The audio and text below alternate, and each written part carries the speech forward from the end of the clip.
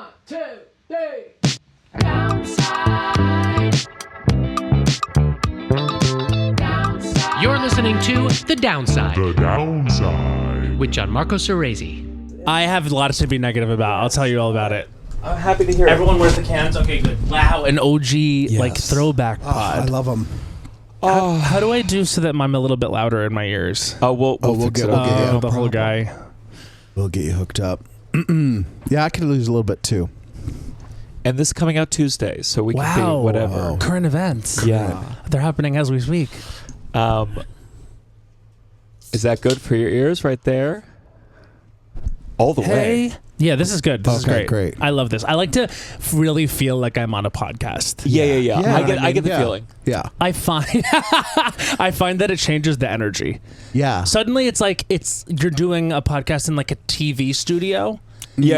And it's Yeah. like Yeah, you can feel when Gotta someone stop. doesn't have their cans on and the other two do. Yeah. And they're kind of laughing for far. You gotta get into it. Their sense of theater is totally off. Yeah. Well, I think you need it because it's not supposed to be a visual medium. We've really, I mean, No. some people are kind of doing the thing now where they're like, we're audio only. And I'm like, good luck getting off the ground with I that know. shit. I know. But I'm envious. The level of recognition for the podcast went up about 400% on the streets after we were on social media for like a week. Yeah. And I was like, oh, this is a part of it I didn't think about. Yeah. Yeah. We're way more watched than listened to, and we're Yeah. trying to fix it. We're but trying. it's really tough to reverse engineer this People shit. But congrats on being anything. Yeah. Thank you. It is so hard. It's hard to be anything. It is hard. Yeah. Welcome to The Downside. This is a podcast where we recap the Jimmy Awards I saw every you. time. I saw you from across the bar. I saw you. It was my first time. How many times have you been? This was my third time. Wow. Third time. This You've been a number of times. No, I Higher know. First theater time. kid. First time. It was. It's crazy. These kids are crazy. It's my favorite night of the year. Yeah. I definitely watched it the same way I would watch an ice skating routine where I'm just like terrified someone's going to crack. And I no vocal, No. and this we're going to be positive, of course, but Just there were this. no vocal blemishes. There was none of the sort. But I'm freaking out for those guys. All those guys, I'm like, oh my God. Because they're right on the edge of their They're voice right on changing. the edge, yeah. Yeah. Well, my favorite thing is that, like, basically what you can count on is that one of the finalists is going to give you, the male finalists are going to give you, like, a devastating, like, 50-year-old man singing a Jason Robert Brown song about mortality. Or, like, heartbreak that feels so serious it's about mortality. Yeah. And a woman is going to be basically singing a ballad about begging for her life or needing to be on pills. Either way, they're both 30 years younger than they could ever hope to be to accomplish these songs, but they trot out and they give it so hard and you buy it. That 17-year-old does need meds on her third marriage. Killed whatever next to normal bit that was. That's what it was, the And first one. that's I my- missed the mountains. I miss the mountains. She's 17. She just started her first SSRI. Yeah. And she's already like, I miss it. She's like, I really, and what else I love is it's that phenomenon of the kids singing songs that are not appropriate for them. And then, so Bowen hosted it. Yeah. And he, Great job. Great host. He did amazing. And basically it's like, and now, singing some song, whatever the title is, from Lysistrata Jones, and every gay man in the entire Minskoff goes, oh, yes. Bitch, you don't know Lysistrata Jones. I'm like, you are not gagged to hear this song from Lysistrata Jones. Like, you don't know what this is. You just want it to be the gay guy that gasped in recognition the loudest. Which, because I And don't. you're clocked. Who is that? Which show is that? Is that a basketball one?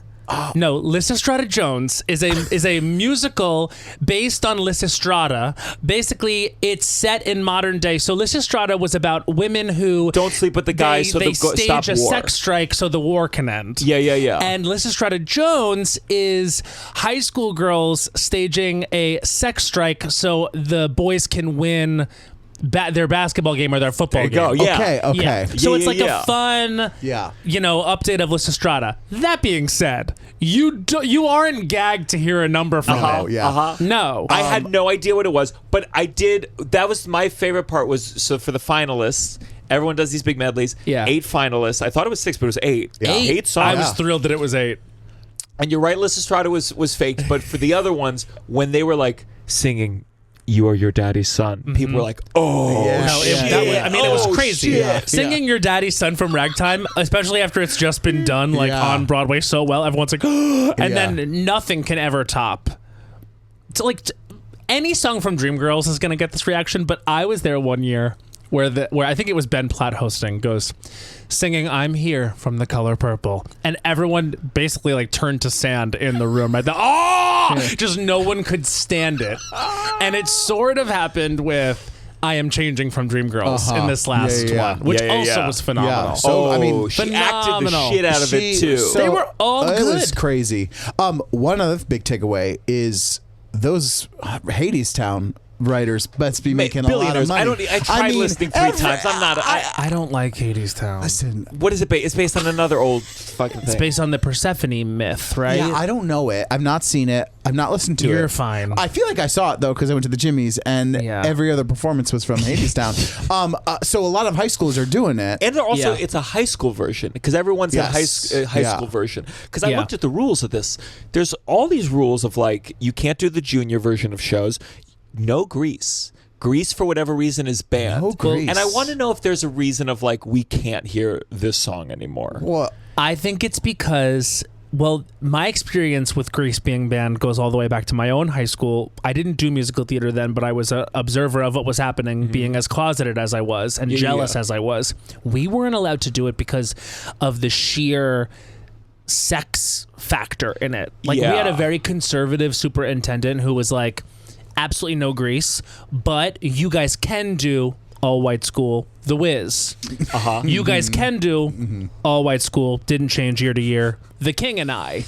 I heard they're doing Hamilton this year. Oh, I'm certain that's on the docket. Yeah. Unless the Mariah Reynolds part is like too racy. Yeah. You know what I mean? Like, but certainly those white kids can't sing Yeah. How Did a Bastard Orphan, etc. quick enough. Of course. Based on what that superintendent will allow. Do you think, But it's, it do you could think be they that. need to make the king not white just to stick with the theme, or make it all white? What's less offensive or more offensive You at just that have the point? king be black? Just be the king be black. Yeah. We did. We did Pacific Overtures. Yeah. Which is You did Pacific Overtures? Pacific Overtures. He was the dialogue Okay, coach. Where did freshman you year. go to school? So I went to a great arts high school, Well, Georgetown Day yeah, School. I mean, they're reaching beyond the bottom of the barrel for Sondheim. This is crazy. So it was a very artsy school in Washington, D.C., Georgetown Day School. Weirdly enough, our like artistic director was very anti these competitions. Like, we didn't participate in any of them. Did they exist then? Not the Jimmys, but Okay. but you know, it's Well, clear like things all these like this. smaller there was something, but she was like very anti-competition, which is interesting because once I hear about the rules about the Jimmys, I go, oh yeah, and then when you figure out what shows you're doing, you pay attention to those rules. Who knows? Maybe they're like every part in Hadestown.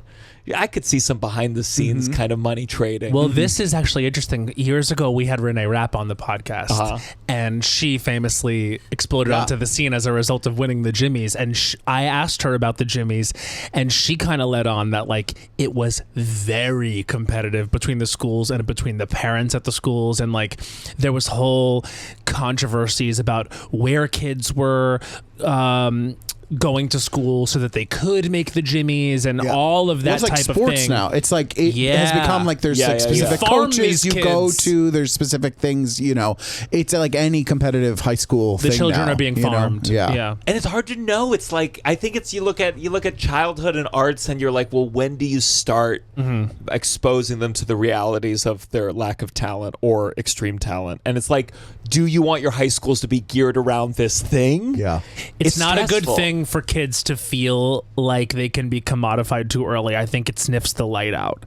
You know what I mean? It's like I've seen. Look at those kids we saw. The light was shining bright. That's my favorite thing about the whole event. Yeah. Is the way that they come out with their shoulders back and with purpose. So excited to know that we're watching a whole generation of talented kids like have their first big experience like that, and they're so prepared and excited, and they're pure, they're galvanized, they don't know how nasty things can be, or they're rooting for each other. There's not a dry eye in a laudatory positive sense.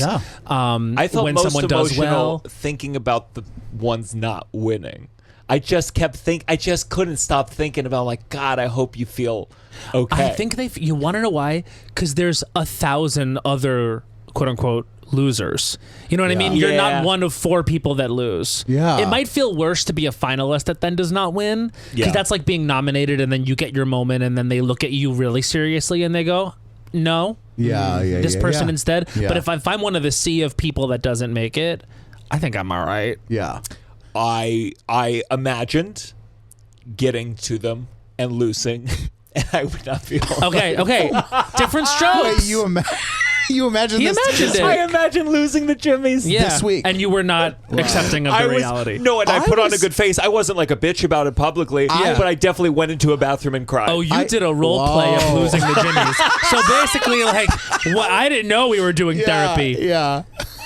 Ma'am, do you want to lay flat? Because we can have room over here, and we can walk through why you did a role play of losing the Jimmys, and can now say you did a pretty good job of hiding how disappointed you were. That is so funny. I just was picturing the whole time. I did picture myself, and I pictured how bad of a version of me doing Tevye in Fiddler on the Roof comparatively to these children. There's got to be a rule that if you're not Jewish, you cannot play that role. No, there's not that rule. Please, what industry are you talking about? There's not that rule. What would you have maybe made it through? I don't think I would have. I don't think I had a singing What job. would be your song? Good question. I think back then you're like, I wasn't singing the right things. I was singing like Never. leading man things. You're like, because I had a better voice than people in my small Yes. school. But like, I should have been, I don't definitely know. would have been the comedy guy. It's clearly like they were all great singers, but I'd be the one like, Yeah. I'm using my body. Yeah. I'm yeah. letting you know that I'm a function. Yeah. I'm a function. I'm not the feature, I'm a function.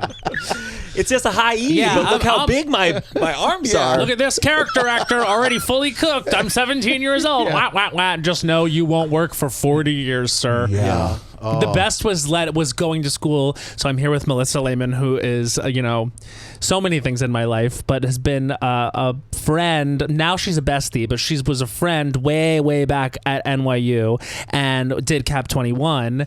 And I ended up being really close friends with most of the musical theater people, despite not being in that school. I think just my natural personality and what I was interested in naturally gravitated towards those kids. But just seeing how many of them came in with a love for musical theater and left an education with a hatred of musical theater and a lot of times of themselves really breaks my heart when I think about how excited they walk onto that stage feeling. Yeah. I think it's the same thing as when Catholics go to Catholic school and leave going like, I'm an atheist. I went to music school for performance, but to be a teacher. And there was years after where I was like, I don't want to even think about music. I hate music. Like, I don't hate music, but the thought of doing anything performance based in music was I just was so. It's associated with the trauma. Yeah. And I think that's really sad. And you know why what I think could change?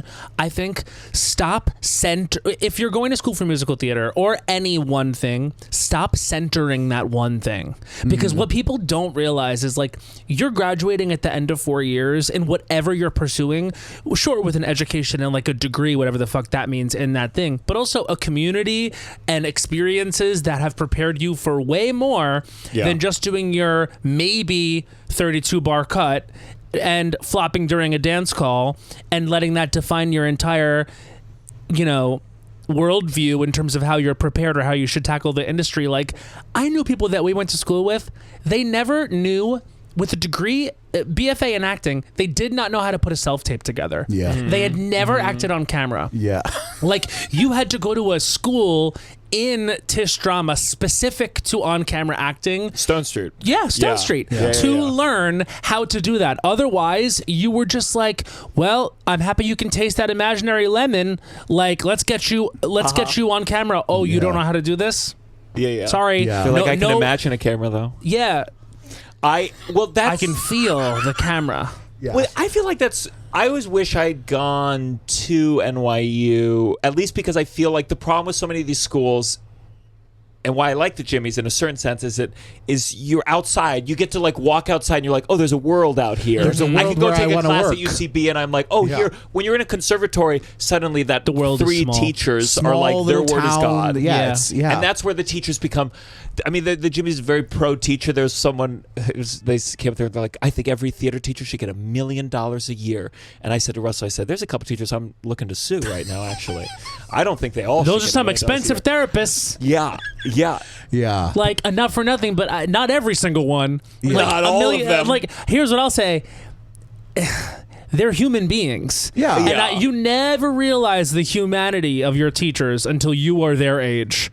And then you're like, oh, wow, that person who fucked me up at that age was fucked up. Yeah. And Yeah. they brought a lot of the same stuff that we're talking about in like a powerful position there where you are a mentor to a person, and like, I don't know if they wanted to necessarily. I'm sure some of them are dark and do, but you gave them complexes about this thing that they came in loving. Yeah. And that to me is that, and how expensive it is to go to schools that have these concentrations. That to me is like the tragedy of like what happens when you get into a school that's supposed to foster and like, allow to flourish like a love and talent for this thing. Yeah. And ultimately ends up being like, well, here's all the harsh realities based on my experience about the industry and also about you. Because like you're essentially like learning how to be a product in these industries, and that is a mindfuck. Yeah. When someone who has a lot of issues is telling you how to become the best version of that. Like, woof. Yeah. Spooky. And it takes a long time. There's still one teacher where I'm like, I still like get in fights in my head. Yep. You do? Or this moment where I was in grad school getting my MFA, and I was doing the chorus of Henry V. So I come out like before each act, and it's a monologue, And I had worked with her specifically. She had all this training. She was this young, vibrant, like everyone loved her, and I loved her, and I'd worked with her all the way through like this rehearsal process on these monologues, and she kind of went away for tech and came back and saw like the first preview, and she called me in the office the day after, and it was just like, I was like, just wanted to get feedback, and she's like, yeah, just didn't really feel good, didn't feel like Didn't feel good. And I was like, but we worked on these for weeks together. And she was like, yeah, I was disappointed. And that was it. It wasn't like anything I could do. But the show was open. I was like, wait. And I was like, then I had to go out and do it that night. Yep. But without anything concrete of any specific thing. And it was someone I looked up to so much. Yep. And it was so like soul crushing. And I was like, I was like, what? Like, And what? years later, Years. it is the story you're telling. And years later, this about person will sometimes that share relationship. some of my stuff, and I'm like, don't share my stuff. Yeah. I don't like you. Yeah. Like you did this fucked up thing. I know I was in my 20s, but I was like, it's still, you're young, and you're like, I don't know. It really fucked my head. Yeah, of It was course. bad. I mean, I think the worst note I got, Josh Henry went to University of Miami. Recent Tony went to Josh Henry. And he graduated before I got there, but he came back to do a master class. And this fucking teacher who he was the reason I went to this college. I got into North Carolina School of the Arts, but this teacher, when I visited, he pointed to the leading man who was doing on the town. He said, I want you to be the next leading man of this conservative. So I was like, okay, I'm going to this school. And Josh Henry came by, and we all sang, 4 of us sang songs. And then afterwards, we had a class, and he pointed to 3 people who sang. It's like, oh, you, Sarah, you're incredible. Heath, you have wings, fly. Someone else, and then didn't bring me up. And I was one of 4. And then later I said, hey, was there anything? He's like, yeah, I wish you had sung it a little bit more. And that was it. And it broke my. Wait, this wasn't Josh Henry that said No. that. But no, Josh Henry would have been like amazing. lovely. You're all Yeah. amazing. I was All gonna should have say, I Tonys. was like, no. Josh Henry. No, Josh Henry who did the pod a long time ago. Yeah. No. It was the teacher after the master class. Yeah. It was just For what? You know what I mean? Like, for what? Yeah, it's like a small little thing, but you're like, I do you realize it's devastating to people, or do you not? And it's just like a thoughtless. It's hard. It's too much. You're there with these kids for 4 years. Yeah. You see them every day. You're a grown adult. You know, I hadn't don't thought know. about that part of it. Is it's like a lot of conservatories, like it's just the same people again and again and again, and even the same teacher. That relationship is going to develop into something that has a low likelihood of changing. I would imagine it's difficult for someone at the end of a 4-year relationship to see them very differently than they have for a few years. And those are, you know, I don't know, maybe 4 years, it's too long. And I think the process of like admitting students is chaotic. They split it up through teachers. So we knew like, oh, these 3 people were led in by the creepy movement teacher who's no longer there. Yeah. And it was like, you know, you need the whole team. The conservatory is so small. They all need to be on the same page of who they're letting in, so they love them. You need to love them. Yeah. You're going to spend 4 years with them every day. Yeah. And they're vulnerable. They're small little creatures. And don't say to them, we don't usually take fat people, but we took a chance on you. they said that. Yeah. Or not in those words, Right. but in what those were the words? Be specific. know. Yeah, what You were can't the words? change that. It was. It just said you're not good. It didn't feel good. We don't usually take. This is such a physical program that it's not par for the. I can't remember the words, but fat was not used. But it doesn't matter at that point. You know what they're saying. Yeah. It's saying your body type is not one that usually would be put into this thing. Yeah. But despite it all, I feel here. like ultimately I wouldn't even say to people like don't go to these programs. I guess what I would say is understand that if you go to these programs, like there are gonna be people who try to break you. Don't let them break you. Yeah. Once you decide, okay, you and your family are gonna do this thing, you're going to invest in this institution for your kid's future, you are then responsible for what happens. And if you let a teacher break you, then while that wasn't right, the industry will be harder and worse than that. Yeah. So you have to make sure that you're ready if you're going to do this to take everything they're going to throw at you, because there is going to be bullshit like that. Yeah. And it's like, thank God it didn't break you. You know what I mean? Like, but it could. And ultimately, because you put yourself there, you do have to be responsible for that. Yeah. Like, Tell me what was your relationship to theater? Because I know you were more of an athlete. well, yeah, I was a full jock. Captain of the track and field? Mm-hmm. Yeah. Wow. I was a 3-season track and field and cross country captain. I just did that all year. Before that, I played like baseball and stuff. My dad was a varsity football and baseball coach for 40 years. Did you ever look at football?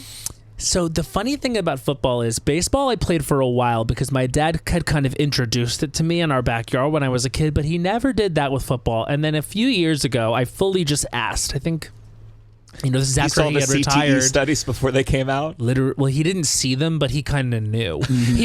I was like, why did you never throw the football around with me in the backyard? It was like he had played his entire life. He coached his entire adult life. Yeah. And he goes, yeah, to be honest with you, I really never thought kids needed to be playing football. Oh, and I was my like, God, you pick what? up football. Put that down, son. No, literally, it was like, and he was also a defensive coordinator. Like he was like running the guard. Yeah. And like, I think, I see these kids kind of slipping by their senior year. Something's wrong. he's like, you know what? I mean, I think his whole mentality was like, I love football.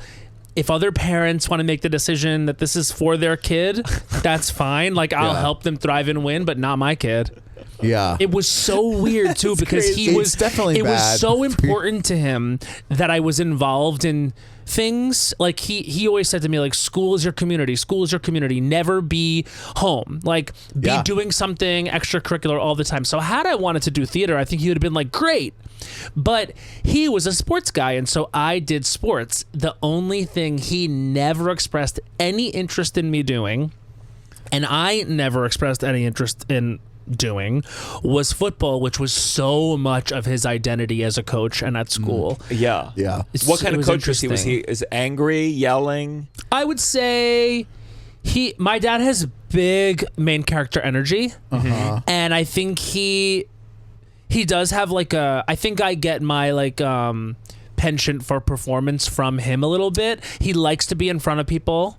He likes to be instructive. Yeah. I definitely think he's tough, but he's not. He was never. There were only a few times I can remember that he was explicitly negative towards me. Of course, I remember those times because they were scarring.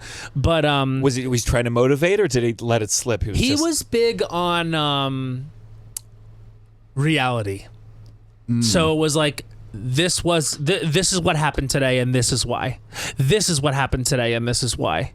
I usually always already knew, but there were a few times when he let me know, and it was tough because it was true. Yeah. And it was he did it with enthusiasm because he has a big personality like me. I think me realizing that I need antidepressants and beta blockers at my age and telling my family about it has made us all realize, like, we all need that. Whether or not they pull the trigger on it for themselves is up to them. But I've sat with them a few times and been like, hey, so you know this feeling of like you think you're gonna die and you when something's a little inconvenient and like you race to the end of every single outcome that could possibly happen about a situation, and you feel like you need to do something because if someone else does it, it won't be done well, and you have to give your opinion on everything. Like, what if I told you you don't have to feel like that, and you don't have to experience all the physical pain and discomfort that comes along with it. And they were like, well, that's interesting. That's great that you figured that out. And I see them all at dinner kind of be like, like quietly cutting their food, like, maybe I have anxiety. Like, watching Is this how you start every dinner with them now? You're like, hey. Well, kind of. Reminder. Because I honestly, like, it's like what's been going on in my life is figuring this shit out lately. It really is recent. Well, I've always had like a very suburban middle class relationship to medication and drugs like that. It wasn't something we all talked about. I think when I was younger, like, it just started to become a thing where like therapy was something I even knew what it was. I remember that show on HBO, In Treatment, and I remember being like, oh, this is like, it's on HBO and like these people are well dressed, this must be for like rich people. And nothing for rich people was ever for us because we just weren't. We were very middle class. My dad's a PE teacher, my mom was a hairdresser, so therapy was not, I wasn't going to my parents and being like, I think I need therapy, like, nor were they telling it to me. So medication, I think, too, has a stigma, but especially then.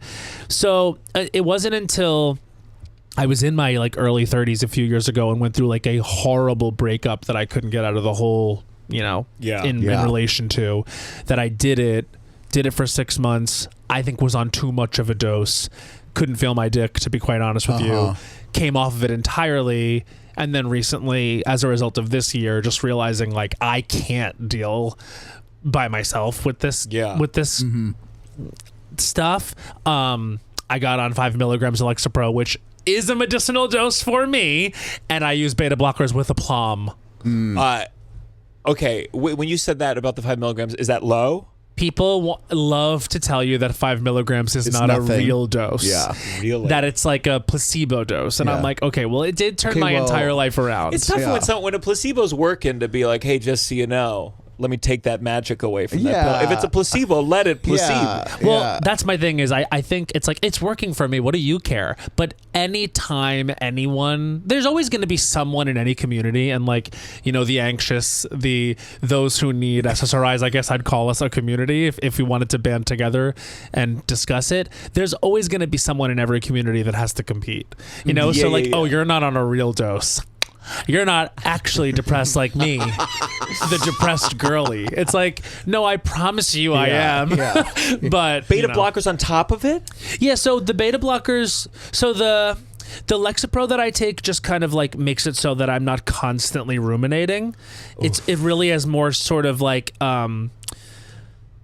It's sort of ended up helping my anxiety a lot more than my depression. I don't consider myself a depressed person. I have low lows when I let my anxiety take over my life. So I would say I ruminate less, and then when I have a situational thing happen where I start to feel my chest get out of control and I start to like, get in a little bit of a physical state, that's when I take a beta blocker, because that's what it does. It mitigates the physical side effects of anxiety. So it's not like for a big show specifically. It is like as needed. I do take them before I feel like I'm going to be in a situation, or if I start to feel a situation coming on where my body is signaling to my brain to panic more. Yeah. You know what I mean? It's like, oh God, every second I I think you no. I know. Gianmarco. I'm actually surprised. Gianmarco, it's crazy that you don't tried have. once, honestly, when I did at the Fringe Festival in New York. I was trying Lexapro. It's very. I saw what is it? A psychologist? Is that the one that prescribes, or is it the psychiatrist? Psychiatrist. Yeah. And first of all, when they start, I like concrete answers, which of course you will never get. They're speaking in metaphors. So Yeah. like the clouds lifted slightly. I'm like, what is this, English class? And I took Lexapro. 5 milligrams, so it doesn't count. It's bullshit. And I couldn't fall asleep for the next 2 days. And they told me, this is going to happen. Well, no, they said it's too early for it to have an effect. Like it's a placebo effect as well, a negative placebo effect. And I was like, I don't know what to tell you. I need to go to sleep. And I never tried again. So this is the hard thing for capital T, capital A, the anxious. Like, you start this medication, and what sucks is it's gonna take at least 2 weeks to work. And so when I started earlier this year, I had a very hard time earlier this year in January. I was traveling to Tokyo, and so I'm on a fucked sleep schedule and introducing the medication into my life. And then after that, we ended up going to Milan. So I was on this crazy, I'm supposed to be excited, I'm going on these vacations. I went to the Olympics. I was miserable, like so depressed and anxious, like couldn't sleep at all. And it was during my onboarding. So I just kept saying to myself, like, we could always just laugh because we know it's the fact that my brain is adjusting. It's like when like back in the day when I would do like a lot of Molly on the weekends, and I would be like depressed for 3 days after. In my head, I'd be like, this is funny because I do know why. I can't feel joy, may never will again, but I know it's funny because I know why this is. It's sort of like that with that onboarding experience. It's like you kind of just have to tell yourself as best you can, this is part of it. My brain is switching gears, literally. So I would just tell you that it was a couple hard weeks, because it is a couple hard weeks globally for everyone. Way back in the day, I was more, because I was so desperate to be a great actor, I was worried it would, numb me out.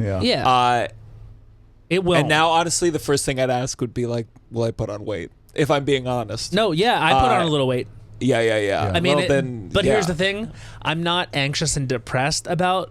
I know. And this is bizarre, but like, when I was not on my medication and I had like a slutty little waist, you know what I mean? Like, which, by the way, you can get on this medication if you just do things to get a slutty little waist. But when I had a slutty little waist and my tits were a little bit bigger, and I was, you know what I mean? Like, I was still more conscious about my physical imperfections because the anxiety was there. Now that I don't have the anxiety, if I have 7 or 8 extra pounds than I had that I can see, I'm not too worried about it because my anxieties are controlled. You know what I mean? So I'd rather be happier without my slutty little waist than have my slutty little waist and be miserable. Not you. You should look into it. I think you love your slutty little waist, and I love it too. But if we had like a highlights reel of every time I walked in to our recording session and I asked you how you're doing, and you saw over the course of like 3 months those all cut together, you would be like, yeah, I got to do something about this. You too. That's what this podcast is. No, I know, but we change it to the upside. Are you worried though that because this is a thing, a lot of people in my life have said this, like, I'm concerned, like I have a friend who's bipolar and he needs medication, but he was like, it's gonna make me not creative. It's gonna take the things about me which make me. A lot of times this is your anxiety and depression for people. You don't realize you're in more of a relationship with it than than you are. But is that a thing for you? Like, do you think My therapist anxiety always is said- part of your point of view? Yes, my therapist always said that like the tough thing is that the anxiety has brought about a lot of good things. You know, that's why I have a good comedy set, because I was so worked up and I got focused. A lot of stuff gets done. A lot of stuff gets done. You know, Trust me, I Yeah. understand. Believe me, once I take this medication, you'll know, because the audio equipment will start being broken. we won't have any clips. No more gas. But here's the thing, it won't. No, Because I this is know, this is something I know. so revolutionary I needed to hear. There's a lot of people here to make sure this goes well. There's a lot of people around you to make sure that you succeed. You have so many support systems whose job it is. Forget about the people who are electively in your life who love you. There's literally people around you to make sure everything goes great. And everyone will have a better time when the center of that is like a little bit more relaxed. Yeah, we will. Yeah. Russ, you got my back? Yeah, I got your back, buddy. Let's talk about Japan. Can I say I made the mistake it was Aaron Jackson and Joel Kim Booster. I just went through a phase. I went up to every famous gay male comedian. I was like, "How was Japan?" And they're like, "I didn't go on this trip."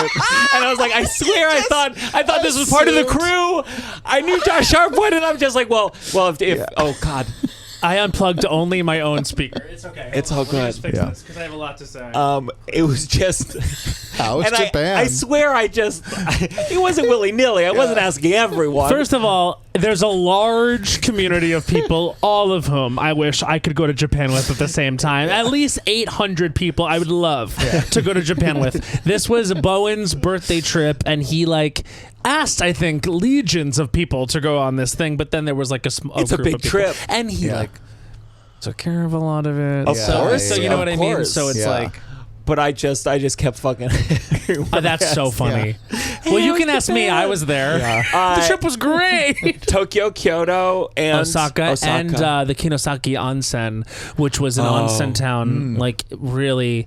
So, and we went in January, like I said. So it was so beautiful there in the winter, just the onsen town covered in snow, and you're in the hot springs that are like the natural hot springs, and you're there with everyone, and then it just starts to snow and the water is so hot. It's so beautiful there. Yeah. But my favorite part was the vintage shopping in Kyoto. What'd you get? What are you looking for vintage wise? What's your jam? You know, a lot of the good vintage in Japan is actually American vintage stuff, which is weird. Yeah. But they've got such cool stuff. And then honestly, I'm the kind of person who, until Melissa tells me to stop, I'll leave with a lot of the same type of shirt. Yeah. We have a lot of blue button downs. Yeah. We have a lot of I live in if I'm allowed to pop off, it'll be Flannelville.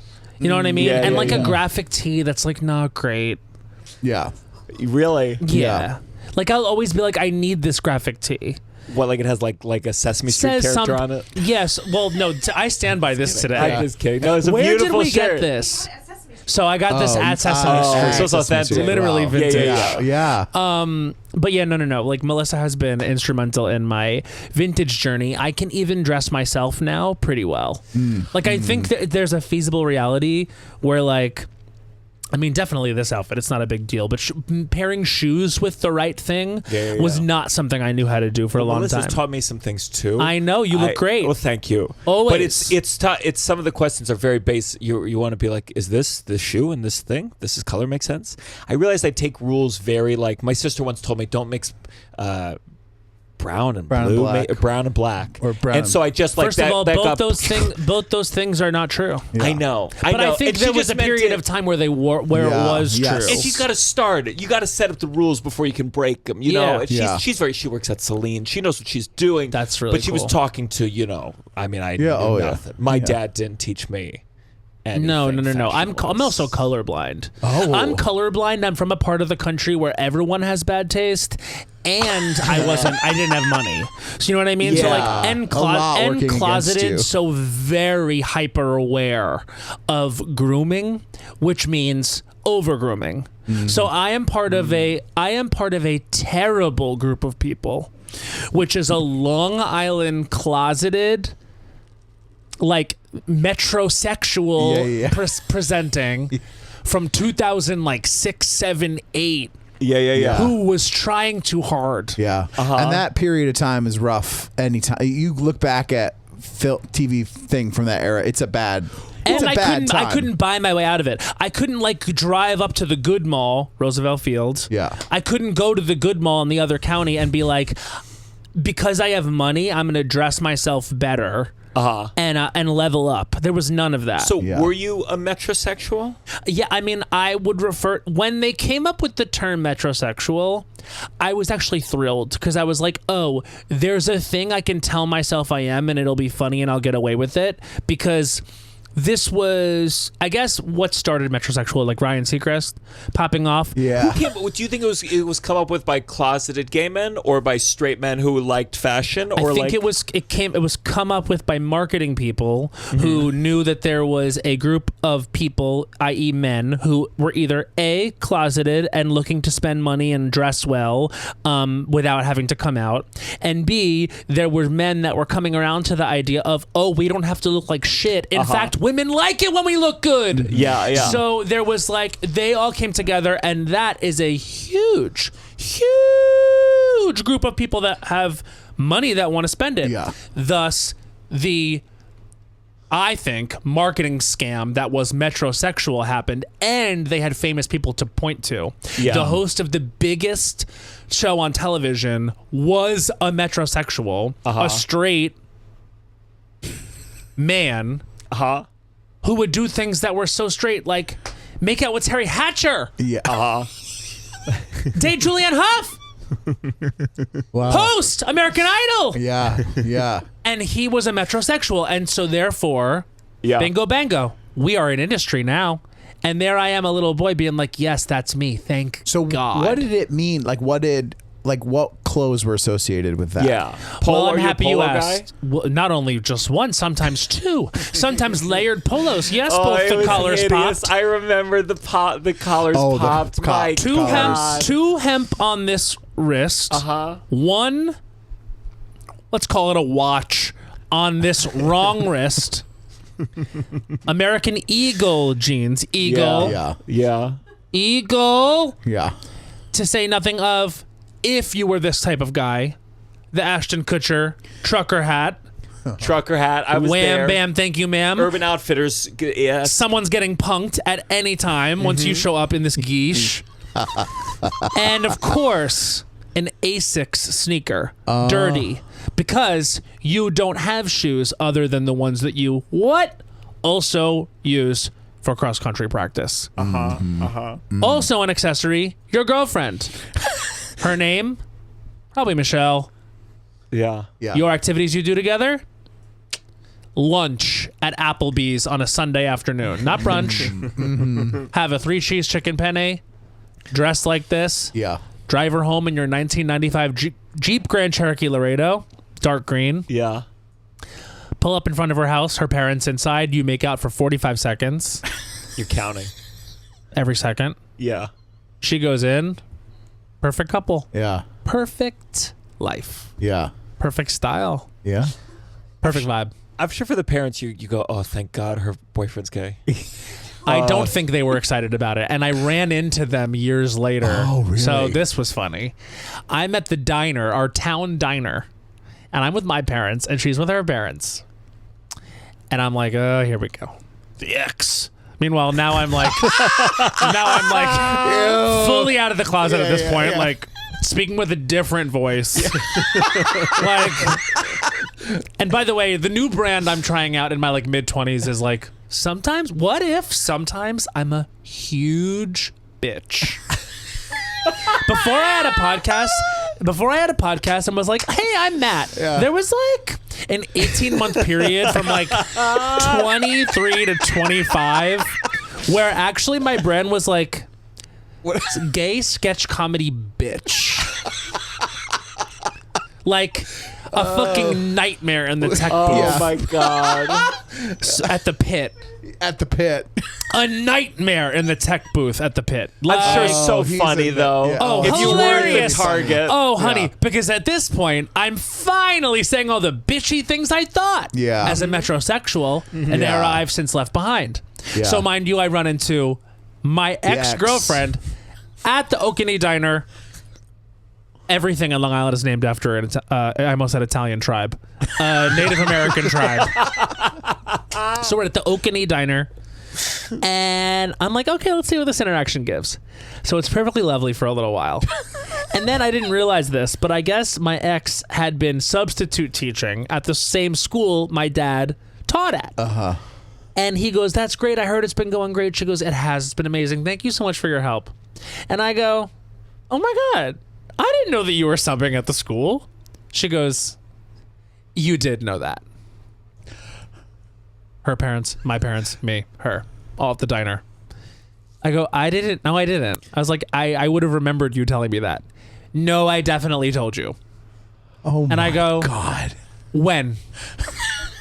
I said, because now I'm challenging in front of her parents, my parents, God, the entire Okanee Diner. When did you tell me that?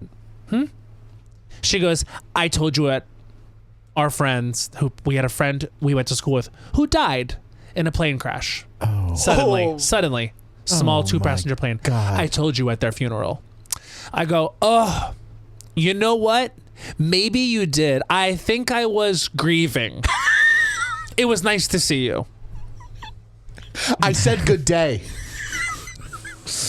We go back, sit. I can't let it go the whole time. I'm like, I can't believe she.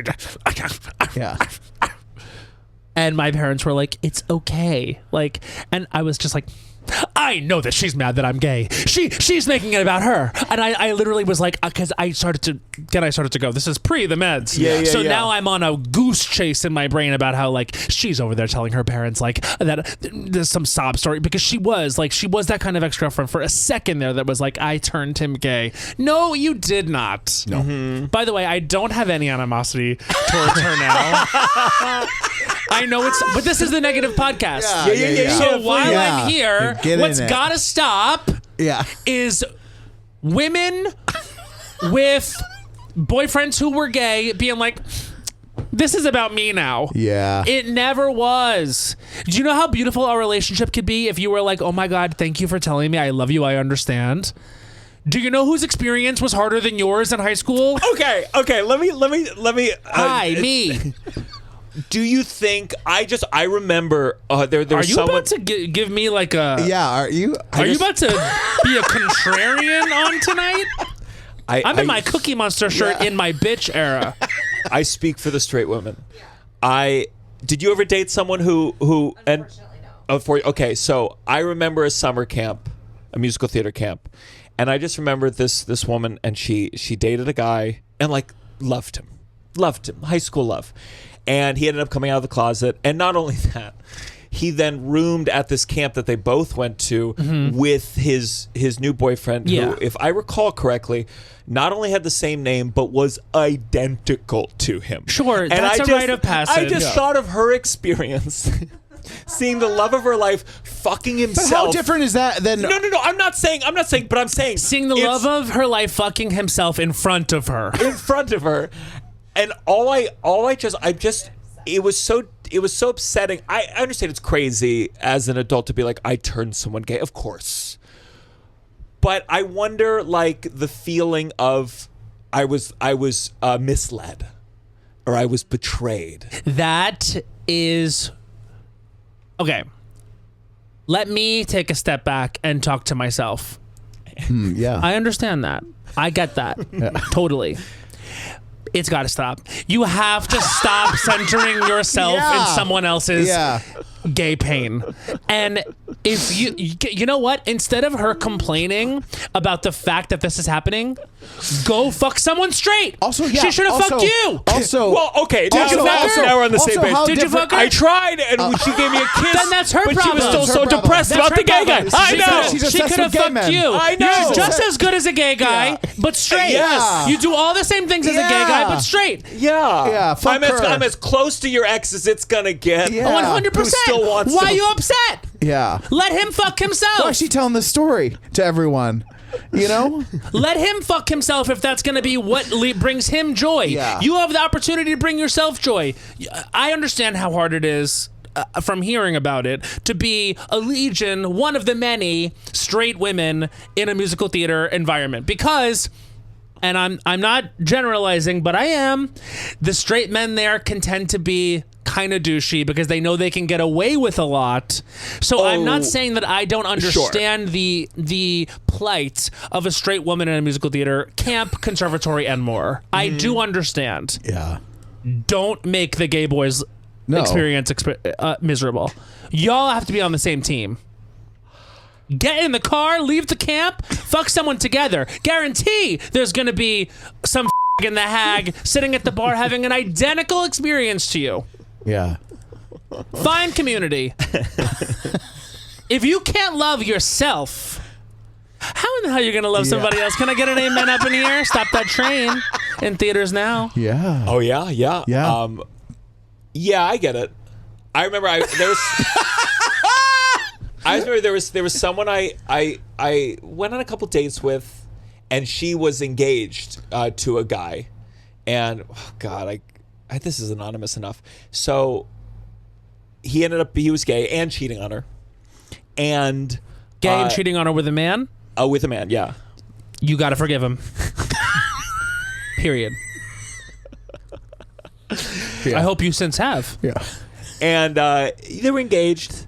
So yeah, there's a degree. What's going on with you and these women? Why do you think? Why do you think? I'll tell you why I'm around these women. Because then we were hooking up, Yeah. and part of me is like you're still flying close to the sun.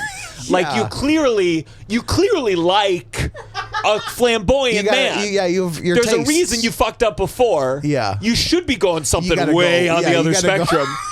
Someone who didn't identify as metrosexual in high school, maybe start there.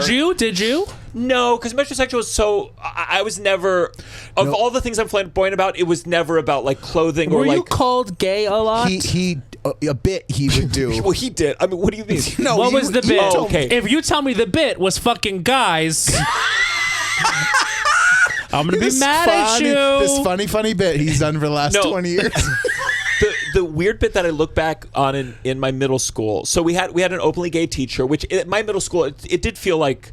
That's huge. It was huge. And one time, as I've said before, I was like dancing before class, and I swear he said, and I was like The in way sixth that grade. you just indicated dancing, by the way, was like as if you had a Jellicle Ball fan in front of your face. I'm dancing before class. So I was voguing before class, and he said to the class, "Gianmarco, I date men, and that's the gayest thing I've ever seen." So That was inappropriate. inappropriate, but I don't know. You loved it. Partially because there was you're special, Yeah, and You're also unique. I'm guessing he was like a cool guy. super cool teacher, And so young. he was cool, young, and gay, and he wanted to jam out with you a little bit. Yeah. And it felt good. Yeah, and maybe he's like, "Oh, I'm going to help this gay kid understand Yeah. who he is very publicly now." Yeah. So he doesn't date someone in high school and ruin their life. Yeah. You know what though? There's something so great about someone just fucking being themselves and doing what they want to do. Yeah. Like I bet he didn't have his gaydar go off. I bet he was like, that kid's fun. He was awesome, and I look back on it. I just look back on it being like, "Oh, how nice!" In middle school, that I had like Yeah. a teacher. It's great. But so I went through some phase in middle school, and no one. This was way too early. No one was out of the closet in 7th or 8th grade. I mean, it was you were assumed straight, and I went through this phase where like my comedic class clown was going up to like my guy friends, being like, "Hey, big boy, save a seat for me," just like very. Like very va-va-voom, very coquette. Yeah. And they go, "Stop it," and that was acting like a lady. comedy. And then I realized That I was could comedy. monetize that, Yeah. and that's what I've been doing Ever since. But But I don't know. But it was middle school. I don't know what that was. I think that our humor as 6th, 7th, and 8th graders is often disturbing to look back on, and sometimes less explicable than what you've described. Definitely, you were doing like you were pretending to be a little tart. Yes. To get the attention of laughs, to get a laugh from your male friends. Yeah. That's actually pretty tame when it comes to things we did to make each other laugh in middle school. Yeah. Were you flamboyant, or were you like what was your comedic persona? I would say I've always been me, but flamboyant in the way that you're describing, like very expressive. So I was always a very expressive person, and I loved to talk about pop culture, always. So those two things combined, and I've also always been unable to stop singing. So when those three things come together, like singing all the time, talking about pop culture, and like really being unafraid to express yourself and talk a lot, and like be very social, I was sort of a bon vivant, and that made people sort of be like, he's gay. So they were thinking it too. Were they calling you that? Yes. They were. Yeah, I would describe myself as bullied in middle school. And then when I became good at track and field, and I had a summer where like I got off book on Anchorman and Mean Girls. So I was good with the boys because I was good at sports and I knew Anchorman. Yeah, sure. And I was good with the girls because I was, to be honest with you, like on the better side of good look, on the traditionally side of good looking. We have your prom king picture. Yeah. Do you actually? Somewhere. Let's pull up that prom king picture. Yeah, I was prom king for sure. It is. And I think it was because I threatened the girls the least. Oh, wow. Yeah, that's me. Yeah. That was taken at my friend Brittany's house. I think the day after prom, and yeah, that was my old nose too. Oh my God, you really? Yeah, I had medically had to get a nose job. Did they accept him? No, I had a cyst in my nose that was almost an inch long. Whoa. And I was born with it, and they had to remove it. They had to do a full rhinosepto to remove it in 2021, about 3 months before we started shooting Fire Island. Wow. Because they told me, like, if you're going to get it done, you have to get it done now because your nose is not going to be able to handle having makeup put on it every day. Oh my God. It was getting really gnarly, so I had to have one. But I'm whenever going to get I a surgery soon. And Are you really? Yeah, I have a super deviated septum, so I'm figuring out next year. But it was like the conversation of how long do I need to take off? And they were like, well, it'll still be swollen after 2 weeks. And I'm like, I can still do comedy. Yeah, for sure. know. I think probably safe is like 2-3 weeks. Yeah, but yeah. also, I haven't gotten the dates for Fire Island 2 yet, but I'm hoping. you have a huge works role out. too. Yeah, you're gonna be on. big. You're gonna be on camera a lot of the time. But no, it's whenever I see it, I'm like, well, there it is. But basically, back then, I was trying. It mattered to me so much that they accept me, and so by the time I got to the end of high school and I won prom king, I didn't like campaign for it. I didn't go around saying I wanted it or anything, but I did feel like, wow, I actually like did it. I really convinced them that they like me and that I am this really like sort of max version of this high school trope. I'm the prom king and the captain of the track team, and everyone likes me. And then I went to NYU, and my God, the openly gay men were way worse bullies than I had ever experienced in high school. So Yeah. I showed up dressed the way that I had been dressing and talking like this, and you're speaking with an accent with a lower voice than I actually do have. Wow. And they started laughing. I remember like we did an icebreaker on my floor, and it was like, hey, my name is this, I'm studying this, and I live in this room, come say hi, this is what I like. When I didn't even realize how much of a caricature I was to other people, because I was so seeped in a specific culture that dressed a certain way and acted a certain way and aspired to certain things and spoke a certain way, etc. I was a joke to them, and it became really clear immediately that the chief reason why I was a joke to them is because I wasn't actually being myself. Because then authenticity was prized suddenly. Where I was from, assimilation was prized. I was the best version of that. Out of my high school I could possibly be. You wore the crown too orientation. I wore the crown at the end of it. Like, and then I get to school at NYU in New York City, and it was like, oh, I have to be an individual now. Who is that? And I remember there was like a couple month period where I'm 18 in New York City, and trying I'm like, out things. I'm like, do I dig in, or do I actually try to be myself, whatever that is? And it was the moment I realized I had to make that decision was actually so funny. So the other day, Melissa and I went to go see the Rocky Horror Picture Show on Broadway. Steph Shue is truly one of Melissa's oldest friends. Oh, like really? they grew up together, and she was incredible. I saw it too. Amazing. I mean, sound. She's just one of She's so great whenever she's in things. She's so talented. And so I went to go see it, and I flashed back to welcome week of NYU. They did a Rocky Horror at the school, and a couple people were like, "We're gonna go to Rocky Horror. Like it's gonna be crazy." And I was like, "Oh, okay." So I dressed like in my like a bright green polo and like the American Eagle jeans and whatever. I put my shit shoes on, and I meet everyone in the lobby, and they're dressed like fucking freaks and whores. And I'm like, "Why are you dressed like freaks and whores?" And they're like, "We're going to Rocky Horror." And I was like, "Okay, we go."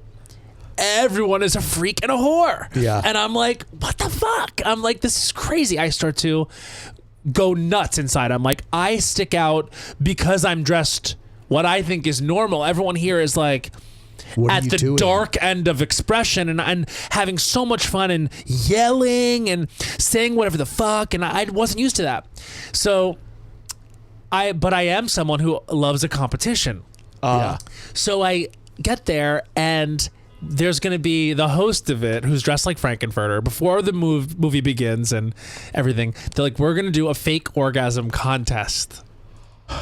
So raise your hand if you want to come on stage. And they picked like 20 people and they lined everyone up. And I just like, I'm going to do it. I don't know why. But by the way, at this point, I've never had sex. Like, you know what I mean? Like, I'm a virgin. Like, You've come 3 times. I've come thousands of times, but always private. Never for a crowd of students. So and they get to me, and I give the worst fake orgasm. I can't even replicate it because it probably would just be so much better now. I just can't help but come fake or non. But back then, I was just like, I think I just screamed and tried too hard, and everyone booed me. Oh my God! Someone booed you. Yeah, and then like I like had to sit there for like the whole rest of the Rocky Horror Show. Everyone knows the call outs. Like, that's so embarrassing. And I am sitting there, and it was like after that I was like, okay, there's a couple ways I can feel about this. One, humiliated and like blame everyone else for having a great time and knowing where they were. Or I can be like, there is so much for me to learn about how you can act outside of the paradigm that I've been in all my life. Which isn't serving me. Now I know. Because I've walked into a room, and the worst fear you can ever have walking into a room as someone who wants assimilation and wants to fit in is for everyone to boo you and laugh at you. And this was like the second day in a row that it happened, and I was just acting the way I thought I was supposed to. So I literally like thankfully made the decision like, okay, I'm going to start deconstructing the construction I've made of myself and try to figure out who the fuck I am. And the way I did that was through sketch comedy, because it was like costumes and voices and characters. And if I went out there and like was a character and they laughed, like that was fine. Like I was still hiding. I still didn't know who I was. And I actually did not think that my personality and my point of view was a viable comedic thing until we started the podcast and people started listening to it. I was like, no one's gonna listen to this. Like, no one wants to hear what we have to say. To Bowen, and he was like, "Oh, I know. I don't care." That's why we called it Las Culturistas. That's why. I mean, like, it's why all of it is what it is. Because we were just like, "There's no way anyone's gonna listen. No one cares about us." We've been told so many times we're like niche who like no one wants to see. Yeah, Like yeah. our fun is for us. Yeah. And then suddenly I was like, you know, in my late 20s, 26, 27, 28, when the podcast started to get more of a following, that I was like, oh, I guess like I am a comedian as myself, maybe. Like, and that's when I started to like be more comfortable with being personality forward. Yeah. Yeah. Like we all have to be doing this, because all of us, I just didn't believe it was possible before that. Yeah. Yeah. You know? Yeah. Now, has it, Yeah. because I think we always talk, you know, as we've gotten kind of bigger guests on, but also guests that are not our generation, or not Yeah. people Yeah. we knew a couple Totally. times. Which is a whole thing. That's a leap for the podcast. It is. Does it ever feel like stressful where you can't like freely shoot the shit, or are you really good at? We were talking just about some of these guests, We were the talking- anxiety we would feel. Yeah. There's things happen where you're like, you're in the moment with a guest, you're listening to them, you're trying to be present, and then but you're also, if they're saying something that you're like, oh, I actually disagree with this, and ultimately we're people pleasers, and we've invited them onto our show, so you don't want to have a negative experience, but there's sometimes you're consciously being like, I don't agree with that, but not enough to like start a fight or It walk depends out. what it is. But then sometimes you're like, oh, I know listeners are going to have a stronger opinion than I even have on certain things. And you're doing that all in real time. So it's an interesting balance. And just hearing your... Well, to answer the question, it's like, I have to stop caring about what the listeners feel. Yeah. Because Las Culturistas has now reached a point where there are so many It's different too big, kinds yeah. of people that listen, and Yeah, everyone wants Yes. something different. Yes. So there's going to be a group of listeners who genuinely just want it to be me and Bowen. Yeah. And they feel People feel that the same that's- way about our podcast. Right. We just want this to be Matt and Bowen. But sometimes it then what happens is, one of the reasons why I have to stop caring is because they're like, don't listen to this anymore, like just listen to their podcast, or just listen to George and Sam, or just listen to Seek Treatment, you know what I mean? Yeah. And so part of me doesn't want to get confused about what I know Yes. the show is. Yes. I know what the show is, and like, as long as our show feels like that and it's fun for me and Bowen, it's what the show is supposed to be. Yeah. So I have to divest from, like, especially as a report card kid and like someone with a coach father who loves a competition and wants to win. I am not going to win on the internet. You know what I mean? No, Like, it's not even that. Of course. I mean, Chapel Roan came on our podcast one time, and just to speak about like a big guest, but she said it's not that you can't win when it comes to like, you know, the public feedback. It's that you won't win. And then it was kind of like, okay, then whatever. So for me, it's just like, I just want to have fun on the podcast. Every single person that sits on our podcast is because we invited them. We get a lot of requests. Bowen and I are very specific about who it is that's there. And they're there because we think we can have a good conversation with them about pop culture, whether it's their career that they have, you know, like contributed to the canon of things that we love. Like, we had someone like Reese Witherspoon on, and of course we're gonna gag over Reese Witherspoon. Like, it's Reese Witherspoon. Yeah. Like, of course we're gonna gag over Lady Gaga and Mariah. Like, these are people I've waited my entire life to meet. And it's like a privilege that they want to come on our platform. That being said, like, I know there are people who just don't like it when a celebrity is interviewed ever, because it feels like ass kissing, or it feels like we're not being ourselves. And Totally. it's like, I am being myself for the first time meeting Lady Gaga this way. Yeah. Like, and I think that's where it gets a little weird, is it's like when fans of something assume that they're the authority on something, and then all of a sudden it feels like you're trying to do a dance they have choreographed. And it's like, I promise you I'm doing what I want to be doing. You know what I mean? And so the way I feel is like, our podcast is sometimes jamming out with friends. Sometimes it's me and Bowen. Sometimes it's someone that we have always looked up to. Sometimes it's a friend of ours we haven't seen in a while who's, promoting something. But the podcast is always like rooted in the same spirit. Yeah. So that's what I would say is, it's like, you get a big ass fucking guest in here, great. Like Yeah. all you can do is be yourself and have the time that you're gonna have with them. Yeah. You can't try to make someone your close friend because they're not. Totally. Like you Yeah. can't try to make someone interesting if they're not. You Sure. know, like Yeah. it's Sure. Yeah. Or monogamous if they're not. no. It's a big one. But you can try. But you can try. You try. You can But I try. got enough trouble with my fucking dad. You want me to do it with a guest too? God damn it. I'm Wait, non-monogamous. I have a question. Do you do you And people will be fine with that one, by the way. Fine with that one. Fine with that one, by the way. doing a podcast with a friend? Yeah. Are there things like I know for us? Surprising things come up where, after the fact we've had a good conversation and moving forward, blah, blah, blah. But I'm just curious of like navigating that, doing it with a friend. Are things come up that you're like, oh, that's interesting that. You ever walk away and feel your co-host let someone bully you and in fact kind of encouraged it? Laughed it on? I feel You like what's your version of like a talk? What's we your had version a of like great I think conversation about we, that we afterwards. we would have a talk. We would have a talk if it felt like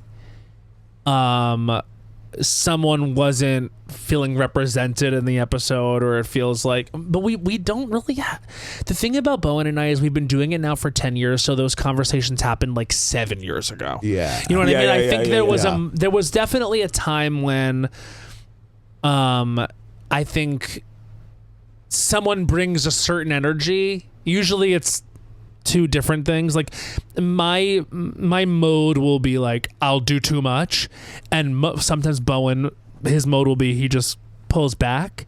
So I guess like Totally. it's just sometimes making sure that we are equal in an episode, but that's like it. I mean, Yeah.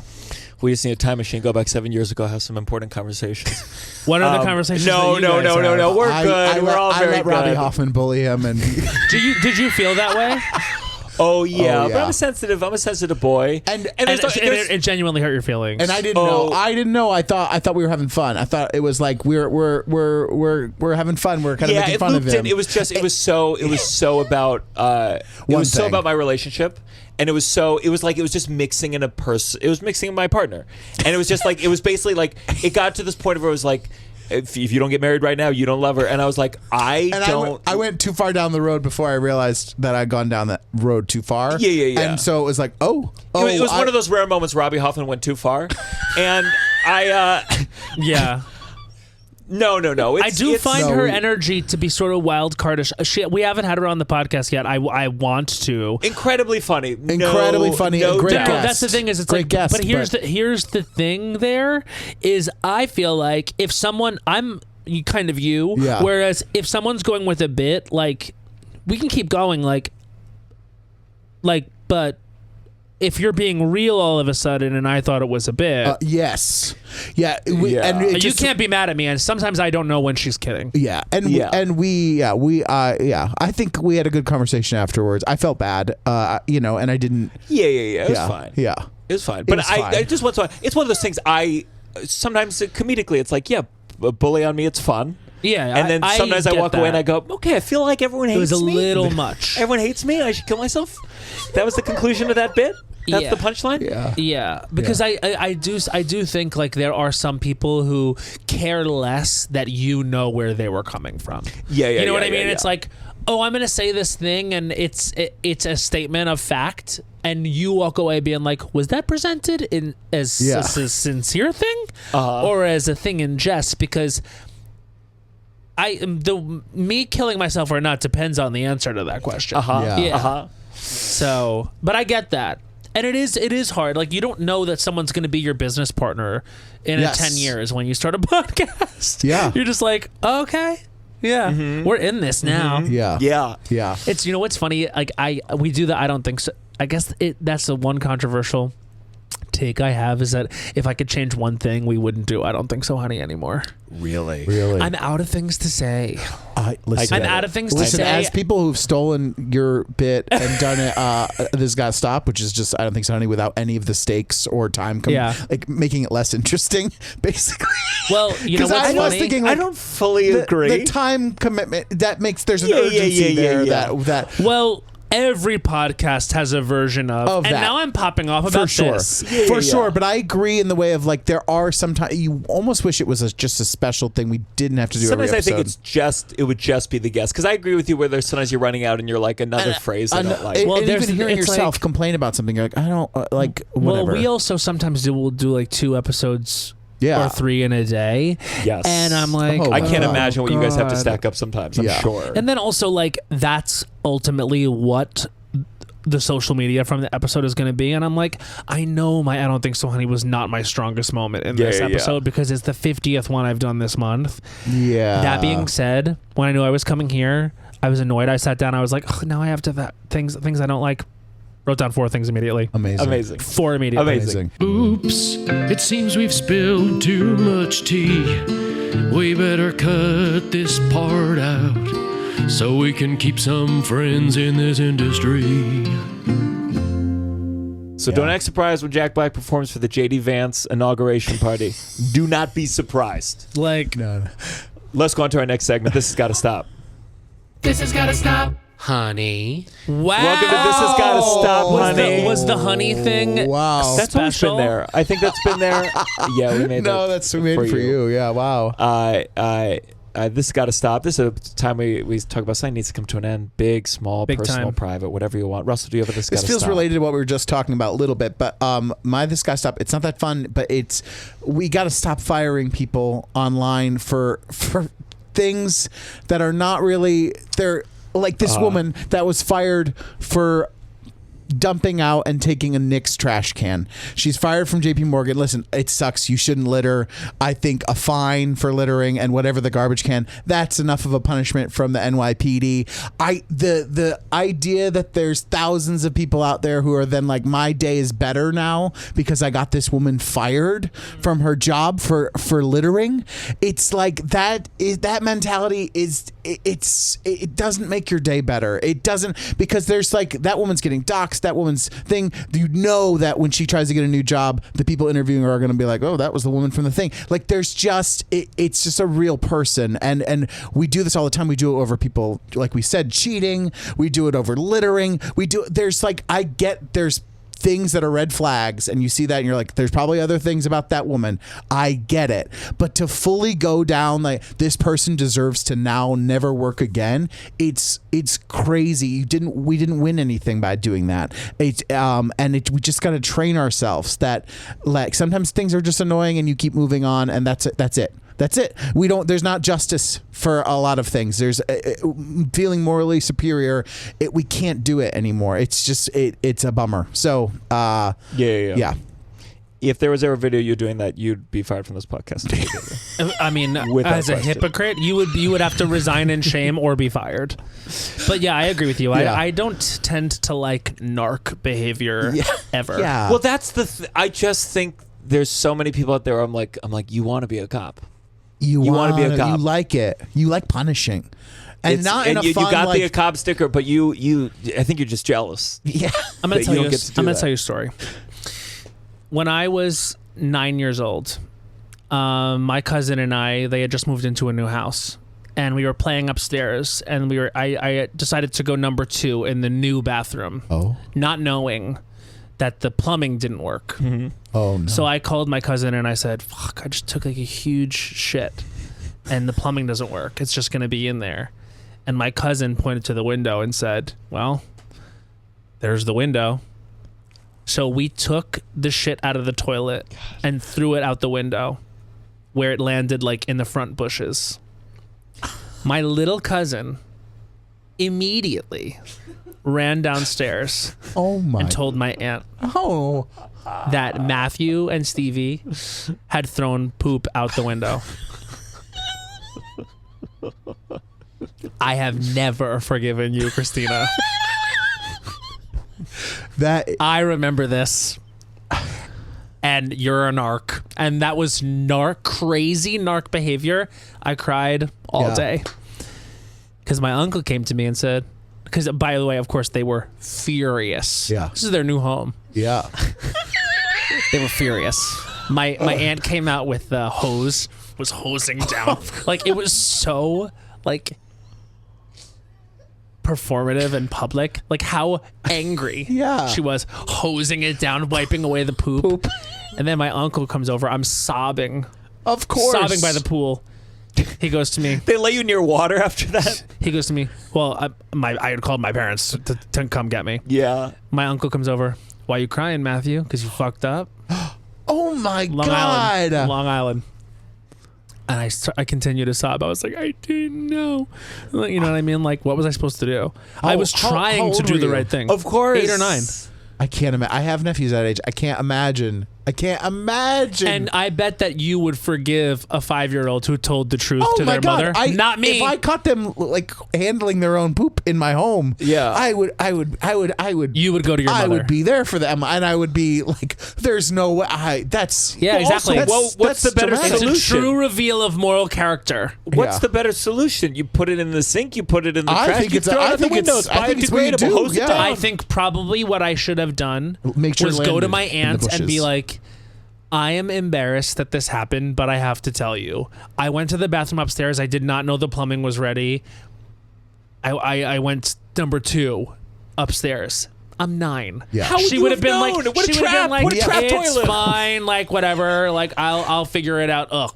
But honestly, It also, this must happen all the time. We have a friend who has a same story, but he was in high school, I think. But it was Humiliating. He was at a party. Oh. Till it didn't work. Girls there. Maybe it was middle school. But he threw poop out the window. So this must be happening. Like, Also, to I know wanna 2 say- people who've done this, like, this must be happening it's a happening lot more everywhere. than we think. Poop feels so crazy in your hands. I've like, never held it like that. It's not I've okay. never done it. Well, And also, I do it with dogs. My the dog. way that it hits the ground from a second story. By the way, I was very regular. Like the consistency was on point. You're 9. Yeah. Not like now. Yeah. Disaster Not now. at least 30, You eat something bad 4 days ago. You're still mid-30 fucking poops. Yeah. Texas Chainsaw. Anyway, that was what I wanted to say about all Have that. to throw it out the window in a ladle. It'd be a disaster. Girl. Oh man, the ant with the Not a ladle. Might just gotta stop. You have a playbill. The Jimmy Awards playbill. Oh, yeah. Jimmy Awards are great. Not a single Sondheim song made me really sad. Do you think it's because they don't want to take the risk? I just think it's tough music to play, and not all of them know how to do a Japanese accent, which I would have taught had I been there. Because you wanted to see Pacific Overtures. yeah. Oh, God. More than anything. Pacific Overtures, here's the most offensive thing I did in Japan, because I was really enjoying Japan. And on my iPod, I put on Pacific Overtures. And by the way, I should have put on the revival where everyone was Japanese. I put on the original, which was, they were all, from England or whatever the fuck. Yeah, sure. Yeah. Pacific Overtures is stunning. It's a beautiful And you all piece. did great. And again, I'm going to be an old fogey about musical theater, of course. But by the 5th Hadestown. Yeah, good. Finally Good. a version for me. Foget. I just was like, I just want these kids, as you listen to your Jason Robert Browns. But I imagine that we could have gone a different year and it would have been all Sondheim. I think it just is like trends of. I think the there year. are certain plays that are in rotation and that you can just only pick from that. And Yeah. there must have been no Sondheim. I would argue there should always be at least one. Yeah. But you know what? I'm so happy we don't have to hear anymore. You're wandering. Which show is from that? Fucking Bridges. Yes. No From what? 16-year-old could not sing "Wandering from Bridges" of Madison County. Oh. And it's for a 50-year-old man. Yeah. And it's just not appropriate. Yeah. Has there ever been where the finalists, they have the same song? I've seen it be done twice. Yes, because they come picking their song, they can't change it. No giants in the sky to be found from these teen boys. Only Wondering. Yeah. Only Jason Robert Brown's saddest, most contemplative songs that require age to understand. Yeah. Only that. Yeah. And my second this guy's up for Jimmy's, because I got to speak for these kids, because there's no way they get to say it in the moment. With these medleys, very cool. They have 6 kids. They all go through a song, fun transition points. I felt so bad. You got to give the kids, if they're second, third, fourth, fifth, or sixth in the medley, you got to assume the last song's going to get an applause. And these poor kids, they didn't have any music lead in, so there'd be an applause on the first line of the sentence. And I don't know Hadestown, so I'm trying to go, what the fuck is this shit about? And you miss the first 2 lines. So just for the Jimmies, with these medleys, give 2 lines. Because some of these kids, it's such a huge deal. If you're belting Astonishing, you're last in the medley. If you are belting Astonishing, you can't be second. Yes. Yeah. And then as a poor comedian, someone does Astonishing, and then they're like, well, you got trouble. And you couldn't even hear it, so I don't know what you got. I don't know what you got. And as an imagined Jimmy Awards loser myself, I could feel that happening to me. I still want to know. I still want to know specifically what your song is. The year that I would have done it would have been Seymour and Little Shop of Horrors. But what's the belt? What would you have picked for your then? Like, so you would have done Seymour. It would have been suddenly Seymour, I imagine. No, but then in the final, what would you have done? My God, I probably would have. If I went over ambitious, it would have been Glory, and I would have cracked in a way that would have shocked people. Yeah, it would have shocked people because from Rent, because I cracked once performing Glory, and first there's an A, Glory. I cracked on that, and then you have 2 more minutes of song to go, and there's no way the next day's going well. Yeah. So I thought you would have picked like that. What's that from? One song, Glory from Rent. Yeah. Yeah. Oh wow. If I wanted to win and I was going to go, okay, I can't outsing, I'm going to act. It would have been from Closer Than Ever. If I Sing. Do you know that song? I love everything about the way that you just did that. From Closer Than Ever. If I Sing. Do you know that? You had true joy. It is. Yeah. It is. I know. Listen, I'm getting back to it. I'm singing again. I got a show that I'm working on, Theater Adult. Fuck where they're yes. singing. I'm back in voice lessons. I had a vocal surgery this year. I had a polyp. Did you have a polyp? Oh, man. But you're back and better than ever, baby. I'm back. Yeah. I'm recentered. How were you doing during your vocal rest period? It wasn't too bad. It wasn't too bad. It wasn't too bad. It wasn't He was great. more scared before. No, yeah, you were. I'm just saying we hung out once, and I was like, "Why are we hanging out?" Yeah, because I couldn't talk. Yeah. God forbid I'm ever in a wheelchair, or else it'd be like it was a nightmare. He was like, "I'm wheeling here." Like, what the fuck? I just meant like we could be texting. Oh my God, him in a wheelchair, his mouth will start going faster. He's gonna be so insufferable. If I Sing would have been my I'm gonna try to act my way out of this. What would have been your high school like? Yeah. I probably would have done Sit Down, You're Rocking the Boat for my big thing. What would have been would have been yours? Would have been a sports What would have song. been mine, Melissa? So it would have been honestly, like Being Alive. Oh. I have because they also say Bobby's in the closet. Mm-hmm. Uh-huh. Yeah. I think I would have messed up Being Alive. I think I would. No, not messed up in a bad way, in a good way. I think I would have done it well. But the only time I ever sing is during and I've never done a musical, like a proper musical. Yeah. The only time I ever sing is when I do my own music, when I go on tour in December for my Christmas stuff. Yes. And I tend to slide in a couple covers there, but it's always women. Like last year I sang No Good Deed. The year prior I did The Wizard and I. That's amazing. And so what would be a good male, like something from the Book of Mormon? Sure. Mm-hmm. I believe would be an amazing song. I believe would be good for me, I think. Yeah. Yeah. It's high. I have a high voice. Yeah, okay.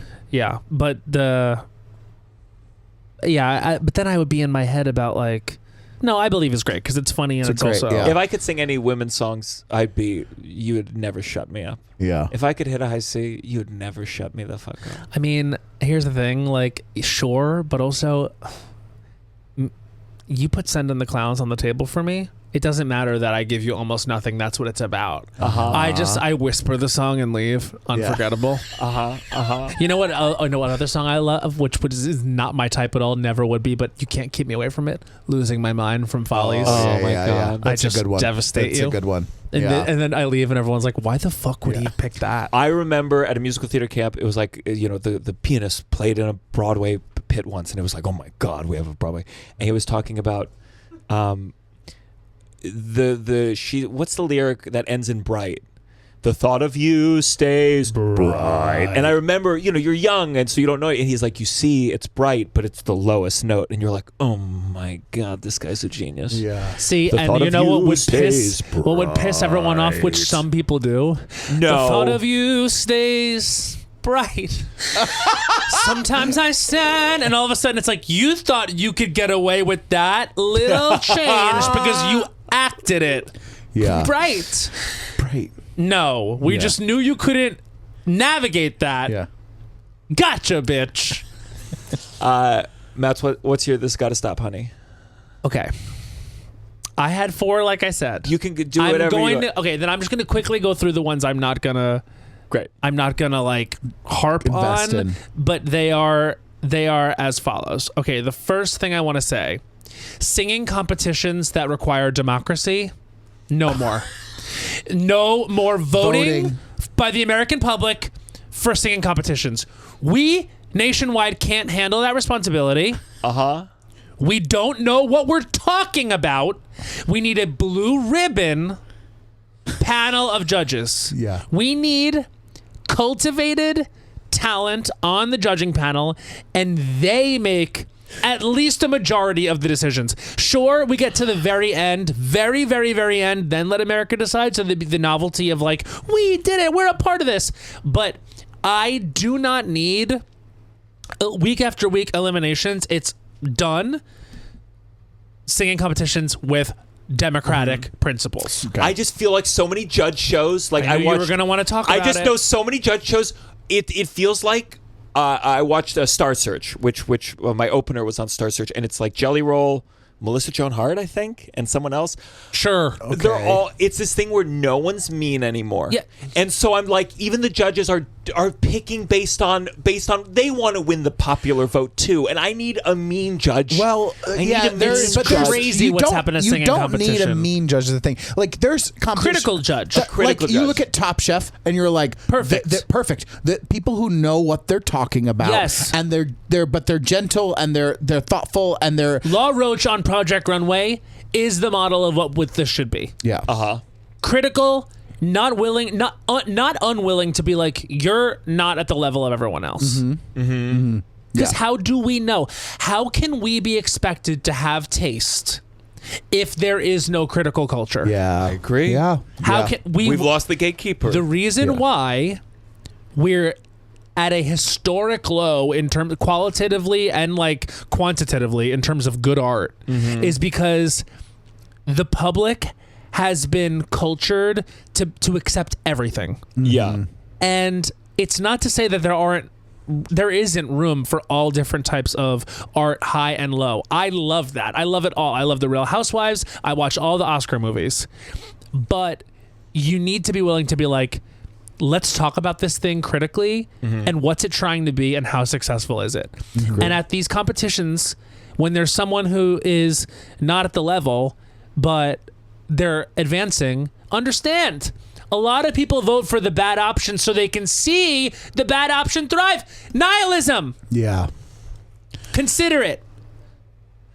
You bring your dog to the restaurant, I can't be as excited as you are. No. It's not that I don't think you should be able to bring the dog. The restaurant has said it's okay.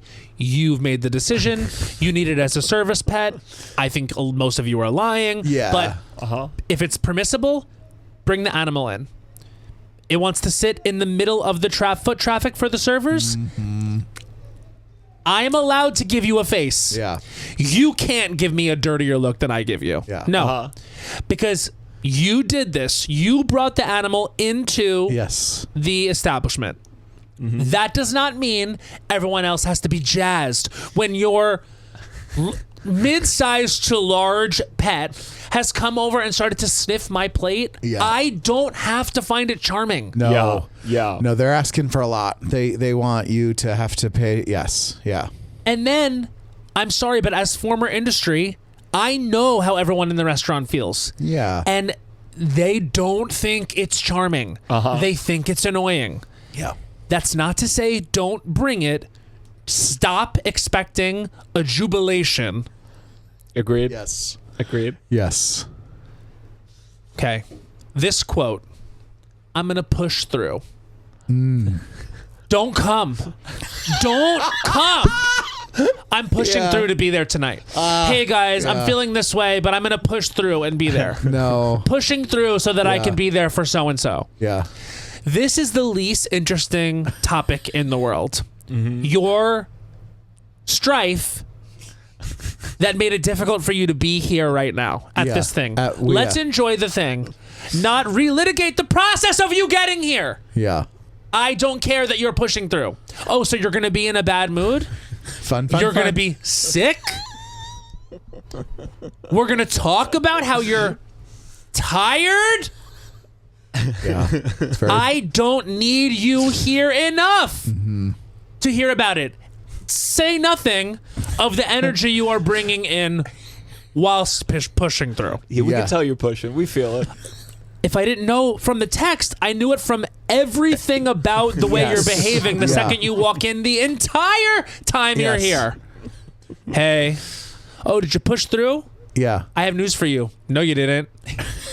Because you seem bad. Yeah. You seem bad because you're doing bad. Yeah. Just say, I won't be able to make it tonight dealing with this thing. Yeah. I'd so much rather that I'll push than through. I'm pushing through. Yeah. Just so you know, I'm sacrificing my energy and well-being. Yeah. I'm pushing through. Push them out. Push them out. The last thing I have. We'll actually talk about this one. It was a joke. Actually, you know what? I realized the one that I felt the most passionate about was the dog to the restaurant. It was a good one. With a second place being I'm going to push through. So I'm just going to say this last one. Waiters having to use the machines at the table. Oh, yeah? For a couple reasons. One, it's not easy to navigate as former industry. Like it takes longer to get to be at the table. The buttons are small. It's like hard. Two, we're losing handwriting in this country. We're losing handwriting. We're actually we are losing legibility in handwriting, and this is just one way we are reinforcing that. Yeah. Finally, this is also how you pay out on the machine. Now listen, I am always going to give 20-25% tip. Always, every single time. I still don't like that it's like your business right in front of me. I feel like giving the tip is a private experience, is a moment where you look at you think about the experience and you write in there. When you hand me a machine and say, just hit one of those buttons, it's like, this wasn't for, I'm a OG person where it's like, I used to go over to the table, pick up the check, I'd open the check, I'd see what they wrote down, and that was like a beautiful moment for me. Yeah. Like, it was like, and I could privately tell myself, like, I understand, or I'm grateful, or I can, I know where I went wrong there. Yeah. You know what I mean? Yeah. When it's happening right in front of you, like, I don't know how you have a record of that, and also you lose out on that private moment, but in both directions. Yeah. Yeah. You know what I mean? Yeah, I hear that. Yeah. Like, I didn't ask to be thrust forward in terms of technology in so many ways, but that is the one today that I'm really focused on. Yeah. Because it feels more often than not like we're just, that is big computer in restaurant. Yeah. And I don't like that. Yeah. We're losing so much of the charm. Yeah. I agree. Great. This has got to stop. It's very good. Let's go to our final segment. You better count your blessing. You better count your blessing. You better count your blessing. Is there going to be a honey?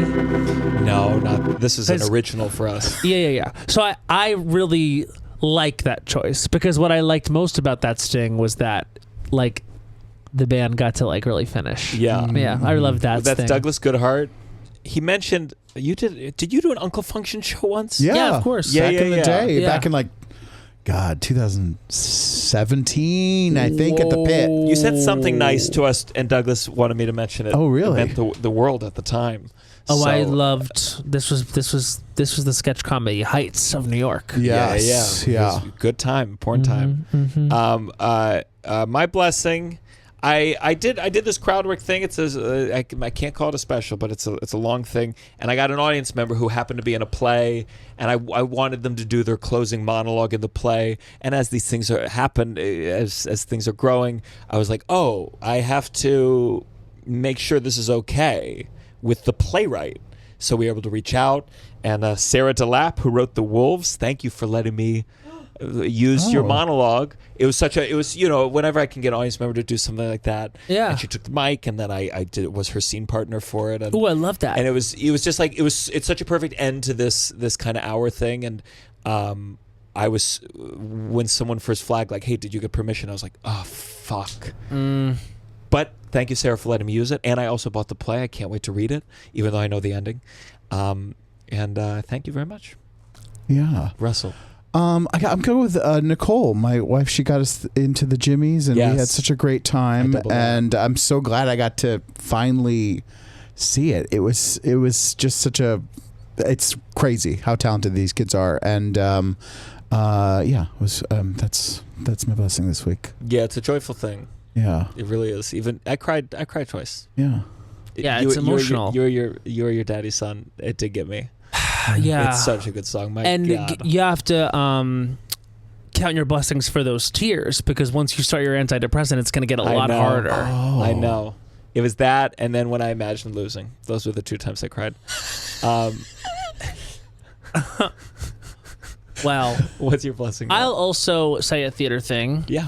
I'm counting my blessings that tonight I'm going to go see Cats the Jellicle Ball for the second time. Wow. Bowen and I are going to be guest judging. Amazing. So fun. Now remember, be harsh and honest. Yeah. Never. See, because I'm not an authority. I'm not Blue Ribbon. I'm like a clown they're throwing up there for goofs. Can you imagine if I was like, hey, everyone, gather around. I have some notes. No, I just think it's so special and makes Cats legible and modern. And actually, I followed it a lot more than I ever had before when it was done in the way that it's always been done. Yeah. So I count my blessings that it's on Broadway, and that I'm going again tonight. I'm super excited. Amazing. Yeah. Amazing. Well, where can people find you, Matt? You can find me at Matt Rogers, though, on Instagram. I'm on there.